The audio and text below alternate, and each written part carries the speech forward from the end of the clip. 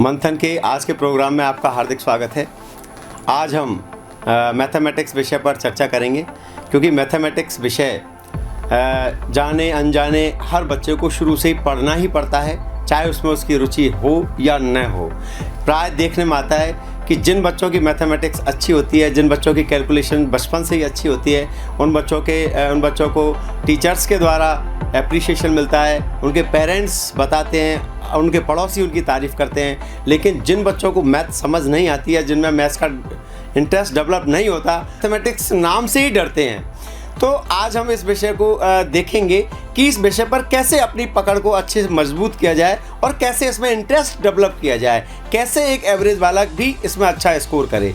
कई बच्चों के लिए बहुत अच्छा स्कोरिंग सब्जेक्ट भी होता है और दूसरी तरफ ये किन्हीं के लिए बहुत बोरिंग सब्जेक्ट भी होता है। तो आज हम इस डिस्कशन से ये चाहेंगे कि हर किसी के लिए मैथमेटिक्स एक स्कोरिंग और इंटरेस्टिंग सब्जेक्ट बने। अब इस वार्ता के दौरान मैं चाहूँगा कि हमारे बच्चे इस सब्जेक्ट से संबंधित हमारे एक्सपर्ट से क्वेश्चंस पूछें। तो अतुल सर, पहले मैं आपसे पूछना चाहता हूँ कि मैथ सब्जेक्ट और सब्जेक्टों की तुलना पे खासकर कंपटीशन एग्जाम के लिए किस तरीके से अलग है और क्यों एक एवरेज बालक इसमें अच्छा स्कोर नहीं कर पाता? देखो, अगर हम कॉम्पिटिटिव एग्जाम के पॉइंट ऑफ व्यू से बात करें तो कंपटीशन में अगर आईआईटी की बात करता हूँ तो उसमें 3 सब्जेक्ट्स इन्वॉल्व होते हैं, एक केमिस्ट्री, एक फिजिक्स और एक मैथ्स। तो अगर यूजुअली हम देखें तो केमिस्ट्री में थोड़ा कम कैलकुलेशन होता है, फिजिक्स में केमिस्ट्री से रिलेटिवली थोड़ा सा ज़्यादा कैलकुलेशन होता है और मैथमेटिक्स में सबसे ज़्यादा कैलकुलेशन होता है।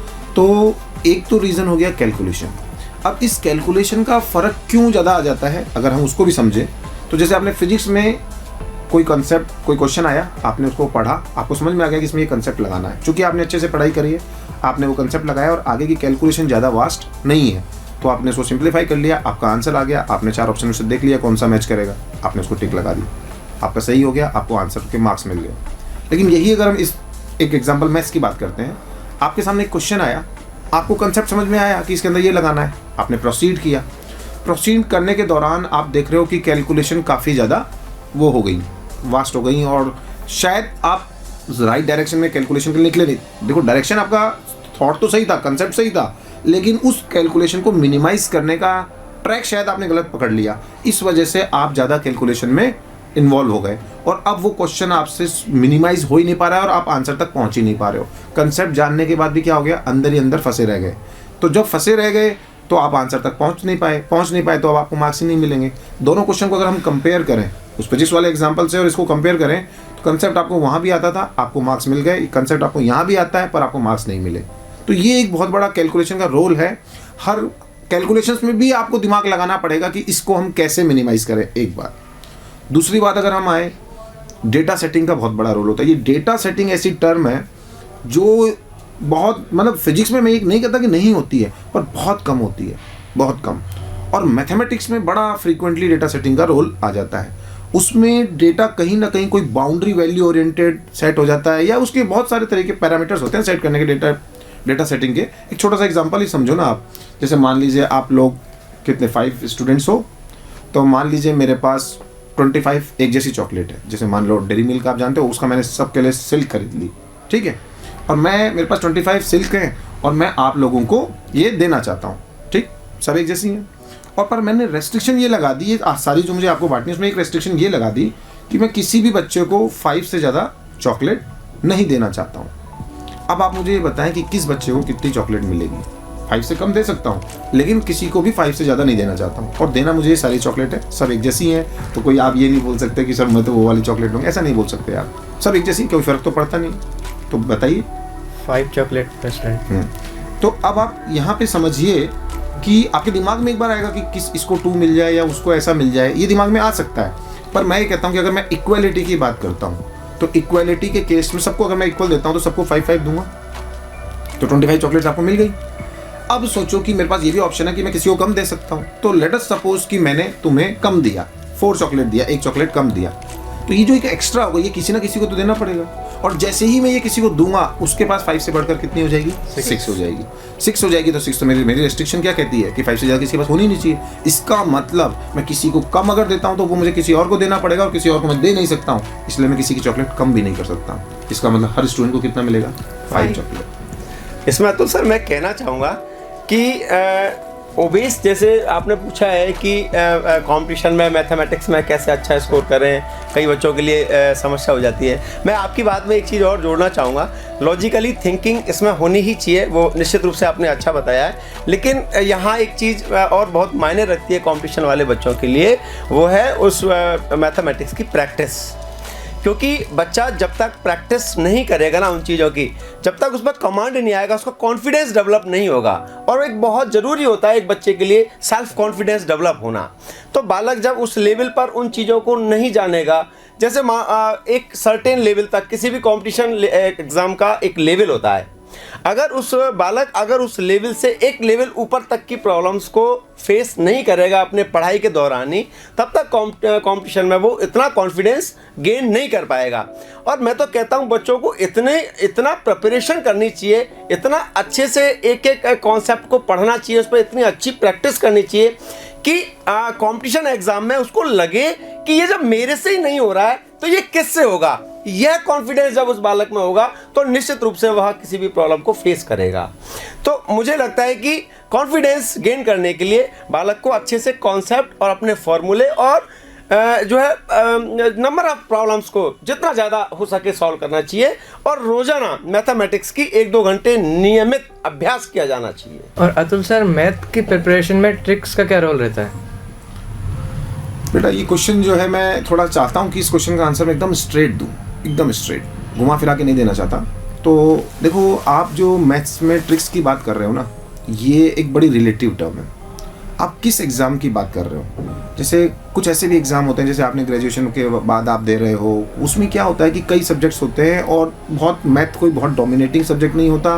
कुछ ही क्वेश्चंस मैथ्स के आते हैं जिसका कोई नॉलेज भी कोई बहुत हाई नॉलेज नहीं चाहिए होती, बड़े नॉर्मल लेवल के क्वेश्चंस होते हैं। पर चूंकि टाइम वहाँ पे बाउंडेशन काफ़ी हाई होती है, तो वहाँ थोड़ा सा ट्रिक्स का रोल होता है। तो मैं ये डिनाई नहीं करता कि ट्रिक्स का रोल नहीं है, बट अभी हम जिस प्लेटफॉर्म पर बैठे हैं वहाँ पर हमें जेईई मेन और जेईई एडवांस डिस्कस करना है। तो मेरा स्ट्रेट ये मानना है कि जेईई मेन और जेईई एडवांस में ट्रिक्स का कहीं कोई रोल नहीं होता है। और अगर आप ज़्यादा जैसे चीज़ों को कि ट्रिक ओरिएंटेड करने की आदत डालना शुरू करेंगे, तो कहीं ना कहीं आपकी लॉजिकल थिंकिंग है वो हैम्पर होना शुरू हो जाएगी। और एक बात मान के चलिए कि जो एडवांस जैसे एग्ज़ाम होते हैं, इनको निकालने के लिए आपकी लॉजिकल थिंकिंग बहुत हाई होनी चाहिए और एक रूटीन में होना चाहिए कि हम किसी शॉर्ट ट्रिक के भरोसे नहीं चलेंगे। जो सिचुएशन आएगी तो अपने दिमाग से डील करने की आदत डालेंगे। तो इसलिए मैं नहीं मानता हूँ कि कोई रोल होता है इसमें। मैं एक बात कहना चाहूँगा कि ट्रिक्स क्या है, सबसे पहले अपन को ये जानना ज़रूरी है कि ट्रिक्स क्या हैं। एक्चुअल में होता क्या है, ट्रिक्स किसी भी क्वेश्चन को करने का शॉर्ट मेथड, उसको अपन ट्रिक्स कह देते हैं। और मुझे लगता है कि एक बालक को कंपटीशन में केवल ट्रिक्स के भरोसे, शॉर्टकट मेथड्स के भरोसे तो नहीं जाना चाहिए। बिल्कुल सही कहा आपने कि जो बच्चे मैथमेटिक्स की जो कंपटीशन में की तैयारी कर रहे हैं मैथमेटिक्स के द्वारा, उन बच्चों को ग्रुप डिस्कशन करना चाहिए, क्योंकि एक क्वेश्चन को अटेम्प्ट करने के बहुत सारे तरीके बच्चों के पास मौजूद होते हैं। तो आपको ये समझने में आएगा कि कौन बालक इसको कैसे अटैक कर रहा है, कौन बालक कैसे अटैक कर रहा है, what is the best way to attack this problem. तो आप मल्टीपल डायरेक्शन में सोचना शुरू करोगे। और मैथमेटिक्स अल्टीमेटली है भी तो लॉजिकल थिंकिंग ही ना, तो यह सब बहुत ज़रूरी है। मैथमेटिक्स विषय के बारे में मैं एक चीज़ बहुत ज़रूर बताना चाहूँगा कि ये एक ऐसा सब्जेक्ट है जिसको आप कहीं से स्टार्ट नहीं कर सकते। आपको पहले उस चीज़ की बेसिक जाननी ही पड़ेगी।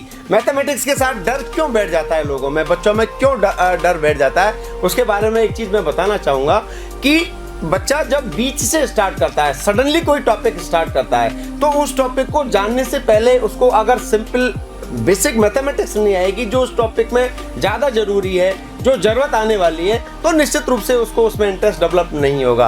तो मेरा मानना ये है कि बच्चे को पहले बेसिक्स, उस टॉपिक से संबंधित सारे बेसिक्स पता होने चाहिए। देन वो अपने जैसा सर कह रहे थे कि मैथमेटिक्स बिल्कुल रटने का गेम नहीं है, मैथमेटिक्स अंडरस्टैंडिंग है, समझ है। लेकिन फिर भी इसमें कुछ तो चीज़ें याद रखनी ही पड़ती हैं, लेकिन वो चीज़ें समझ के साथ याद रखनी पड़ती हैं। जैसे आपको फॉर्मूला है, तो बिल्कुल आपको फॉर्मूला याद रखना है और ऐसे सारे फॉर्मूले याद रखने हैं, लेकिन उसमें ये पता होना चाहिए कि इस फॉर्मूले में ये जो टर्म आ रही है वो कब अप्लाई होनी है, कौन सी चीज़ें क्या है, कैसे आनी है, ये सब चीज़ें पता होना चाहिए। देन आपको मैथमेटिक्स में इंटरेस्ट डेवलप होगा। और दूसरी बात यह है कि जब तक उन फॉर्मूलों का डेरिवेशन भी आप नहीं जानोगे, ये कैसे आ रही हैं ये चीज़ें, क्योंकि समझ वहीं से डेवलप होती है। तो ईमानदारी की बात यह है कि कंपटीशन एग्जाम्स में तो अल्टीमेटली आपकी अंडरस्टैंडिंग, आपकी समझ, आपके बेसिक्स जितने पावरफुल होंगे और जितनी आपकी प्रैक्टिस होगी, वो उसी से आप कंपटीशन में अच्छा स्कोर कर पाओगे। सर मैं आकाश बंसल आपसे ये पूछना चाहता हूँ कि मैथमेटिक्स की प्रिपरेशन में IQ लेवल का क्या रोल है? देखिए बेटा, क्या होता है, सामान्य तौर पर मैथमेटिक्स जिनका अच्छा होता है, जो बच्चे मैथमेटिक्स में बहुत अच्छे होते हैं, उनका प्रैक्टिस और IQ काफ़ी ठीक होता है। लेकिन मेरा ही मानना है कि एवरेज स्टूडेंट भी बहुत ज़्यादा मेहनत जब करते हैं तो उनकी सब्जेक्ट पे एक तरह से कमांड होनी शुरू हो जाती है, और वो बहुत ज़्यादा मेहनत करके, बहुत ज़्यादा प्रैक्टिस करके भी अपना सब्जेक्ट बहुत अच्छा कर सकते हैं। तो मैथ्स में IQ का भी रोल है, लेकिन प्रैक्टिस का भी बहुत रोल है। कई बच्चे, एवरेज स्टूडेंट, कई बार ऐसा होता है बहुत ज़्यादा मेहनत करते हैं, बहुत ज़्यादा प्रैक्टिस करते हैं और फिर फाइनल एग्जाम में बहुत अच्छा स्कोर करते हैं। वो क्यों होता है? क्योंकि प्रैक्टिस करते करते कहीं ना कहीं उनकी सब्जेक्ट पे कमांड हो जाती है। तो सबसे IQ भी ज़रूरी है, लेकिन प्रैक्टिस भी बहुत ज़्यादा ज़रूरी है। तो मैथ्स के लिए, जैसे सर भी अभी बता रहे थे, प्रैक्टिस बहुत ज़्यादा ज़रूरी है। बिना प्रैक्टिस के मैथ्स को करना, मुझे लगता है वो सब्जेक्ट के साथ ही इनजस्टिस है, सब्जेक्ट के साथ ही अन्याय है। बिना प्रैक्टिस के मैथ्स को करना ठीक वैसा ही है जैसा महाभारत में अभिमन्यु को जिस स्थिति में खड़ा कर दिया था, वैसा ही है। तो स्टूडेंट को प्रैक्टिस बिल्कुल नहीं छोड़नी चाहिए, वो लगातार ज़्यादा ज़्यादा करती रहनी चाहिए। और सर मैं इसमें तो मैं एक बात और भी जोड़ना चाहूँगा कि बच्चों को फॉर्मूले याद नहीं करने हैं, बल्कि उनको जो है क्वेश्चंस करके उनको प्रैक्टिस के थ्रू याद करना है। Exactly. तो तभी वह याद रह पाएंगे, तभी वो लंबे समय तक याद रह पाएंगे, नहीं तो हम भूल जाने वाले हैं। गणित को सामाजिक ज्ञान बनाने का कतई प्रयास नहीं किया जाना चाहिए। मैथमेटिक्स एक लॉजिकल थिंकिंग का नाम है, उसको उसी हिसाब से डील किया जाना चाहिए। सर मैं इशिता मंगल।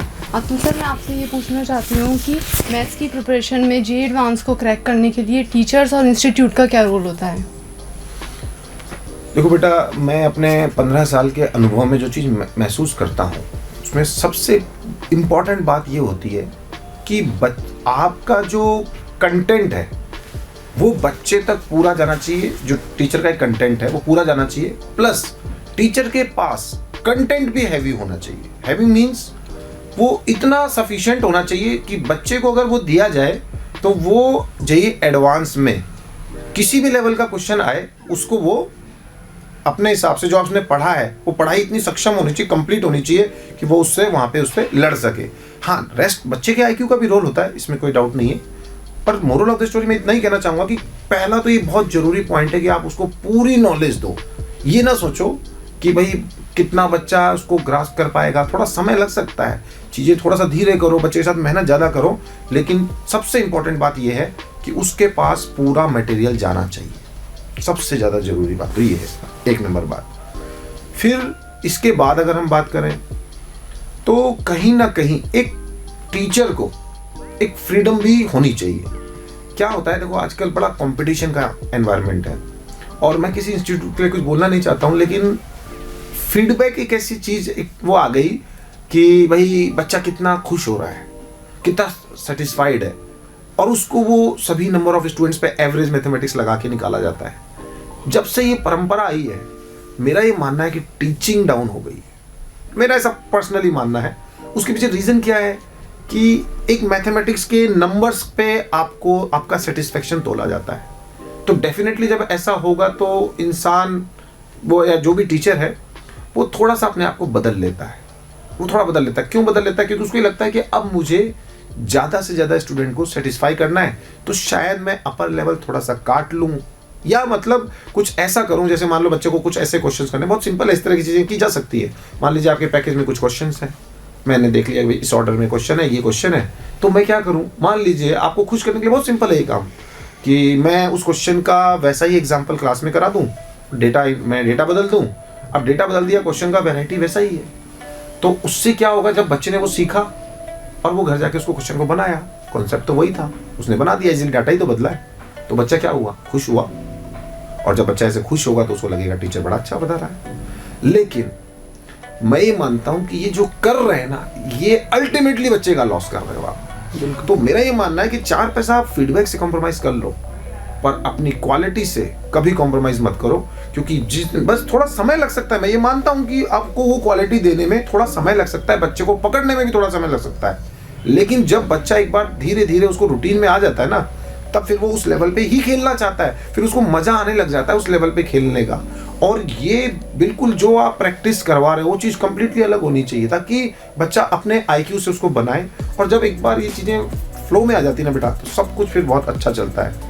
तो बिल्कुल, बहुत अच्छा समझाया अतुल सर आपने। मैं इसमें एक चीज़ और जोड़ना चाहूँगा। निश्चित रूप से एक इंस्टीट्यूट और एक टीचर का रोल ही क्यों, मैं तो बच्चों से चाहूँगा कि पेरेंट्स का और अपने एनवायरनमेंट का भी इसमें रोल बहुत मायने रखता है, क्योंकि जब बच्चा इंटरेस्ट, देखो सबसे इम्पोर्टेंट चीज़ है किसी भी एग्ज़ाम को क्रैक करने के लिए उसमें स्कोर करना।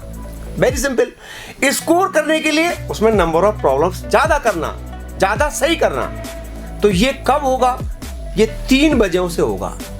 जब आप बहुत अच्छी उस विषय की समझ रखोगे, यानी आपको उस पढ़ाने वाले, दूसरे नंबर पर अगर बात करूं तो वो अच्छी समझ कब होगी? जब वह अच्छी समझ जब होगी जब आपको उस लेवल पर पढ़ाया गया होगा, उस लेवल के ट्यूटर्स रखे गए होंगे और उस लेवल की प्रॉब्लम्स डिस्कस की होगी, और वह भी निरंतरता के साथ। कई बार होता क्या है कि टीचर्स केवल अपनी नॉलेज दिखाने के लिए केवल बड़े बड़े क्वेश्चन से स्टार्ट कर देते हैं। मेरा ऐसा मानना है कि किसी भी कॉन्सेप्ट को समझाने के लिए बच्चों को बहुत छोटी चीज और एग्जाम्पल से स्टार्ट किया जाना चाहिए। किसी भी कॉन्सेप्ट को बहुत इजी वे में उठाया जाना चाहिए। हर टीचर का अलग अलग वे होता है पढ़ाने का। मेरा पर्सनल, चूंकि मैं भी मैथमेटिक्स मैंने बहुत पढ़ाया और पढ़ाता भी हूँ, तो मेरा ऐसा मानना है कि मेरे सामने अगर किसी भी बच्चे को बिठा दिया जाए जिसको बहुत अच्छी मैथ्स नहीं आती, तो मैं दावे के साथ कह रहा हूँ कि मैं उस बच्चे को मैथमेटिक्स में IIT एडवांस लेवल पर तैयार कर सकता हूं, और मैंने किया भी है। तो निश्चित रूप से एक इंस्टीट्यूट का और एक टीचर का तो बहुत बड़ा रोल होता ही है। और तीसरे नंबर पर जो मैं इसमें बात कहना चाहूँगा, जैसे सर ने कहा कि फीडबैक सिस्टम, निश्चित रूप से कई बार फीडबैक सिस्टम कई जगह एक टीचर को दबाव में ला देता है।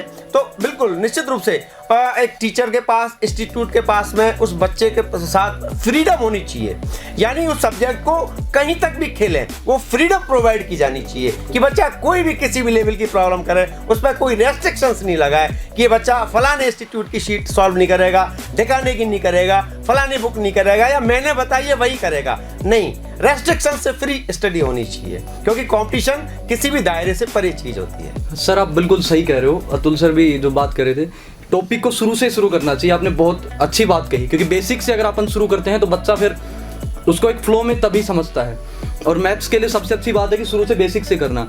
पर जो सर जो बात कह रहे थे सर, अतुल सर, मैं उस बात पे आना चाहूँगा।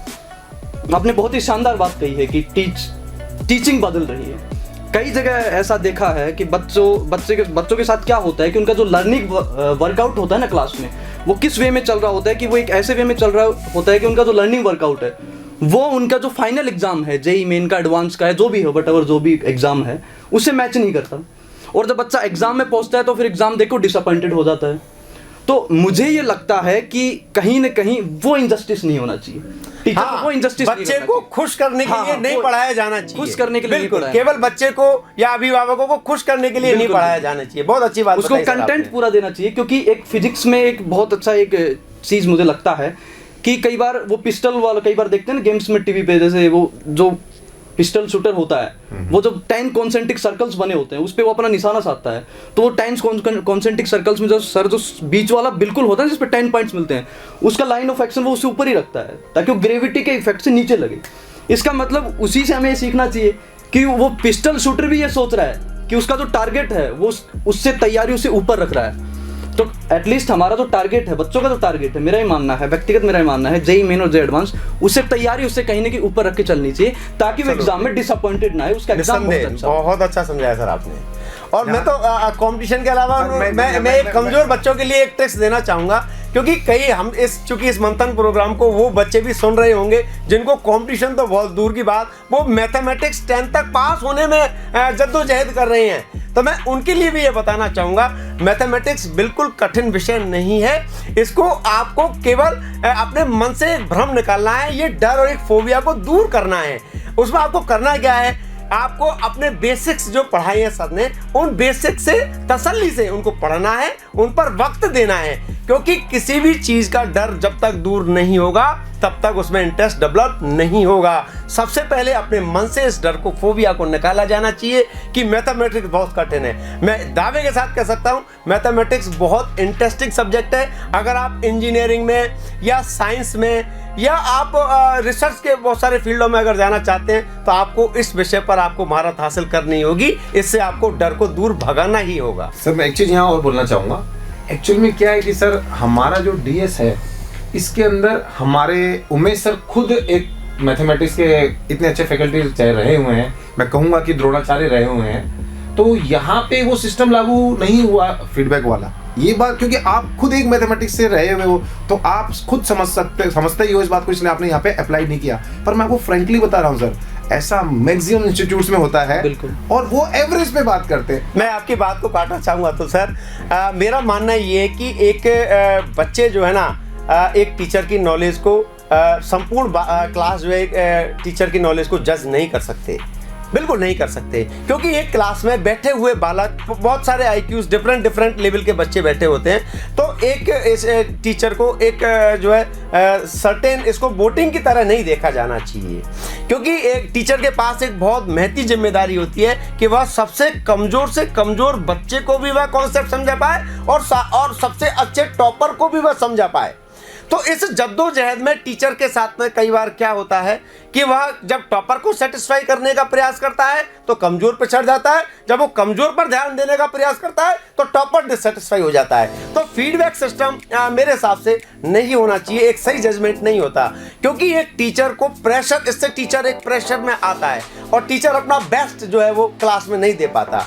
तो मेरा मानना ये है कि टीचर को एक एवरेज स्टडी उस क्लास में करवाई जानी चाहिए, और जो बच्चे कमजोर है, जैसा अपन डीएस में करते हैं, जो बच्चे कमजोर है तो उनको अतिरिक्त समय दिया जाए, जो होशियार है उनको भी अतिरिक्त समय दिया जाए, और जो एवरेज फ्लो में चल रहे हैं वो चलते रहें। बिल्कुल उससे कंटेंट भी प्रभावित नहीं होगा और कंटेंट भी अच्छा जाएगा, बच्चे भी। हाँ बिल्कुल, और उसमें कमजोर और होशियार दोनों बच्चों के साथ में जजमेंट हो पाएगा। सर मैं पलक रावत, सर मैं आपसे पूछना चाहती हूँ कि हमें कौन सी बुक सॉल्व करनी चाहिए। कई बच्चे होते हैं जो केवल बुक्स ही सॉल्व करते रहते हैं बहुत सारी, और कई होते हैं कि बहुत कम ही कर पाते हैं, तो किस हिसाब से? तो जैसे आपने कहा कि कौन सी बुक्स पढ़नी चाहिए, थोड़ा सा मैं अगर बुक्स की बात करूँ तो अब यहाँ दो बातें होती हैं। ऐसे हमारे पास इंडियन राइटर्स भी अवेलेबल हैं, आप उनको भी पढ़ सकते हो, फॉरेन राइटर्स भी अवेलेबल है, आप उनको भी पढ़ सकते हो। तो पहले तो अगर मैं थोड़ा सा एक बार जेईई एडवांस तक की ही बात करूँ तो अगर आप इंडियन राइटर्स में जाना चाह रहे हैं तो आप डेफिनेटली एसके गोयल, सिंगेज ये ले सकते हैं, कोई दिक्कत नहीं है, ये आपका पढ़ाई में उस लेवल को अचीव कर लेंगे। लेकिन अगर आप थोड़ा और परफेक्शन की तरफ जाना चाहते हैं तो मुझे लगता है कि आपको फॉरेन ऑथर्स पढ़ने चाहिए। इसमें भी फॉरेन ऑथर्स में भी पार्ट वाइज, ऐसा नहीं कि कोई एक बुक सारा कुछ कंप्लीट कवर कर रही है। जैसे मान लीजिए अगर हम डिफरेंशियल कैलकुलस की बात करते हैं 12th में, तो मुझे लगता है कि I.A. Maron is the best book, आपको उसको रेफर करना चाहिए। इंटीग्रल कैलकुलस की तरफ जाना चाहते हैं तो मुझे लगता है आपको बर्मन को फॉलो करना चाहिए, जीएन बर्मन। और मान लीजिए अगर आप अलजेब्रा की तरफ जा रहे हैं तो हॉल एंड नाइट आपको जरूर रेफर करनी चाहिए, बर्नल चाइल्ड रेफर करनी चाहिए। ये दो बुक्स हैं जो अगर आपको मज़ा आ रहा है, आपको रिसर्च अब यहाँ पे थोड़ा बैलेंस लेके चलना पड़ेगा। मैं आपको ये बता रहा हूँ, ऐसा नहीं होना चाहिए कि किसी एक सब्जेक्ट में तो आप बहुत डूब गए और दूसरे को फिर आप नहीं कर रहे हो। और एक सबसे एक और बड़ी बात, मैं किताब तो मैं अभी आपको कंप्लीट बताऊंगा, उससे पहले एक बड़ी बात ये भी है कि जो करो उसे कंप्लीट करो, ये सबसे इंपॉर्टेंट चीज़ है। हम थोड़ा ये किताब कर ले, हम थोड़ा वो किताब कर ले, ये सबसे गलत चीज़ होती है। जो करो उसको कंप्लीट करो, एक बात। तो अब आ जाओ, हॉल एंड नाइट हो गया, उसके बाद आ जाओ ट्रिग्नोमेट्री की भी अगर हम बात करें तो एसएल लोनी एक है, आप उसको भी जरूर बनाएं, और एसएल लोनी की कोऑर्डिनेट भी बनाएं। कोऑर्डिनेट में एसएल लोनी बनाएं, ट्रिग्नोमेट्री में भी एसएल लोनी बनाएं, और ये जो मैं आपको बुक्स बताया हूँ इनको जरूर पढ़ें। आपको बहुत बेसिक से चीज़ों को लगेगा कि हाँ कैसे चीज़ें आई हैं, पिक्चर में क्यों हो रहा है, कैसे हो रहा है। मतलब मैं अक्षिता मीना सर, तेजपाल सर, आपसे मैं क्वेश्चन पूछना चाहती हूँ कि हम एग्ज़ाम्स के लिए अच्छी प्रिपरेशन करते हैं, फिर भी हम कोई एग्ज़ाम में घबरा जाते हैं और क्वेश्चन कम कर पाते हैं, स्कोर कम होता है, तो उसके लिए कैसी प्रिपरेशन चाहिए? देखिए बेटा, इसके लिए जो सबसे मेन जो ज़रूरी चीज़ है ना वो ये है, आप स्टूडेंट लाइफ में क्या होता है, बच्चा उसको कहीं ना कहीं जब एग्ज़ाम दे रहा होता है ना वो इंस्टीट्यूट में, तो उसका एज पर ग्रांटेड लेता है, मतलब उतना वो उतना इंपॉर्टेंस से नहीं लेता जो अपना फाइनल एग्जाम होता है जेईई मेन का एडवांस का। तो सबसे पहली जो मोस्ट नेसेसरी थिंग है वो ये है कि वो ये मान के चले कि आज जो मेरा माइनर है, जो मेरा टेस्ट है, जो इंस्टीट्यूट का है, फुल सिलेबस का जितने भी टॉपिक्स आ रहे हैं वो मेरा फाइनल है। उससे क्या होगा, उससे आपकी प्रिपरेशन सही तरीके से जाएगी, आपका कहीं ना कहीं स्ट्रेस कम होगा। दूसरी बात क्या होता है कि कई स्टूडेंट जब एग्ज़ाम के दौरान एग्ज़ाम हॉल में बैठे होते हैं तो स्ट्रेस फील करते हैं। उसके लिए मैं एक चीज़ कहता हूँ हमेशा, आपने पेपर देखा तो आप पेपर को थोड़ा सा एक बार कैटेगराइज कर ले, उसको देख के घबराए नहीं, उसको देख के कर ले कि हाँ मेरे को ये पार्ट बहुत इतना मेरे को आता है, और वो उसको बनाए। उससे क्या होगा, एक पॉजिटिविटी माइंड में क्रिएट होगी, हाँ मुझे ये आता है, ये मैं कर लूँगा एंड ये मुझे करना है। उससे फिर आपका स्कोर होता है। तो यही एक अच्छा तरीका होता है। और तीसरी जो चीज़ है, और भी अगर आपको अच्छा करना है तो मैं एक और एग्जांपल देना चाहूँगा। आप क्या करो, घर पे बैठ के कोई भी, जैसे मान लो कई पेपर होते हैं ना, अपना टेबल चेयर लेके उसको 10 o'clock 11 o'clock नाइट में कभी भी जब जैसे आपको समय लगे मॉर्निंग में उसको लेके बैठ जाओ, टाइम लगा लो कि 3 घंटे मुझे इतने क्वेश्चन सोल्व करने हैं। उसकी प्रैक्टिस फिर आप स्टार्ट कर दो। उससे क्या होगा, उससे आपके एक अलग ही लेवल की प्रिपरेशन एग्जाम की, जो कि एग्जाम के दौरान जो कमियां होती हैं वो दूर अपने आप होती चली जाएंगी। बहुत अच्छी बात बताई सर आपने। मैं भी इस बार मैं कुछ और इसमें जोड़ना चाहूँगा कि अल्टीमेटली आपके द्वारा बिताए 3 घंटे ये डिसाइड करने वाले हैं कि आपका करियर किस डायरेक्शन में जाने वाला होता है, और इसके लिए आपको 3 घंटे कंसंट्रेट करना आना चाहिए।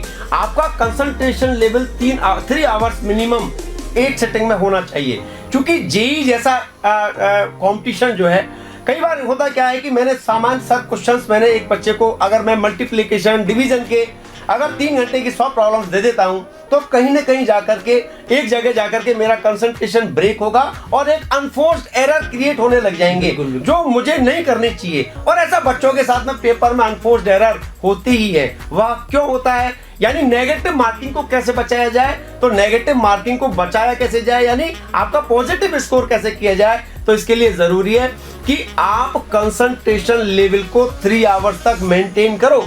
और ये कब संभव है, जब आप घर पर ही पर डे 3 आवर्स की सिटिंग देना शुरू नहीं करते हो।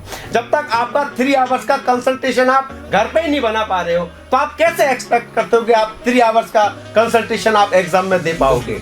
तो ये बहुत जरूरी होता है कि बच्चा एक सिटिंग में कम से कम 3 आवर्स दे, क्योंकि एडवांस एक दिन में 3 आवर्स की 2 एग्जाम होती हैं। तो बच्चे को इतना पावरफुल होना चाहिए कि वह 6 घंटे 3 आवर्स के दो सेशंस में अपने आप को कंसंट्रेट कर पाए। और ये बहुत इंपॉर्टेंट होता है। मैं कई ऐसे बच्चों को जानता हूं जिनकी प्रिपरेशन बहुत अच्छी होने के बावजूद भी वह बच्चे कंपटीशन में अच्छा नहीं कर पाते। क्यों नहीं कर पाते, क्योंकि किसी लेवल पर जाकर के उनका कंसंट्रेशन ब्रेक होता है और अनफोर्स्ड एरर क्रिएट होना शुरू हो जाते हैं। तो इसको रोकने के लिए बहुत जरूरी है कि बच्चा घर पर 3 आवर्स की पर डे एक सिटिंग में कंसंट्रेट होकर के अपनी प्रॉब्लम्स हर दिन आईआईटी को एक अपनी, जब भी बच्चा डीपीपी सॉल्व कर रहा हो तो उसको टाइम बाउंड सॉल्व करे।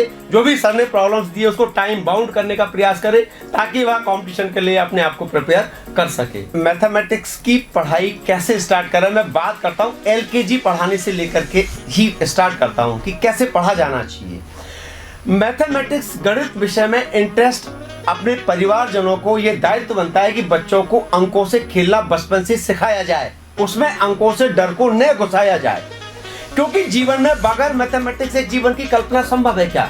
आप खुद सोचो, क्या संभव है क्या? आप कहीं भी वर्क करोगे, आप सैलरी लोगे, उसको खर्च करोगे, जो भी दैनिक काम करोगे, क्या बगैर गणित के जीवन की कल्पना की जा सकती है क्या? बिल्कुल नहीं। तो इसके लिए मैथमेटिक्स को स्ट्रांग होना बहुत जरूरी है। तो निश्चित रूप से इसकी शुरुआत घर से ही होनी चाहिए, पेरेंट्स से होनी चाहिए। और जो भी ट्यूटर या उसको जो पढ़ाने वाले हों तो उनका भी एक बहुत बड़ा दायित्व होता है कि बच्चे के बेसिक्स अच्छे करें। अगर बच्चे के बेसिक्स अच्छे नहीं है और बच्चा डायरेक्ट आगे 11th में मैथमेटिक्स ले लेता है तो उस टीचर के प्रति उस टीचर की जवाबदेही बहुत बढ़ जाती है। दुनिया में कोई चीज़ असंभव नहीं होती और मैथमेटिक्स तो बिल्कुल असंभव हो ही नहीं सकती, क्योंकि यह एक जीवन की थिंकिंग है। आपको जीवन की थिंकिंग की तरह ही मैथमेटिक्स को अगर कोई आदमी देखे और उसमें इतना इंटरेस्ट डेवलप करे तो किसी भी ऊंचाई पर बुलंदी को वह आदमी छू सकता है। तो इसलिए आपको मैथमेटिक्स के डरने की, घबराने की कतई आवश्यकता नहीं है। जुड़ जाओ, मेहनत करो। All the best. Thank you.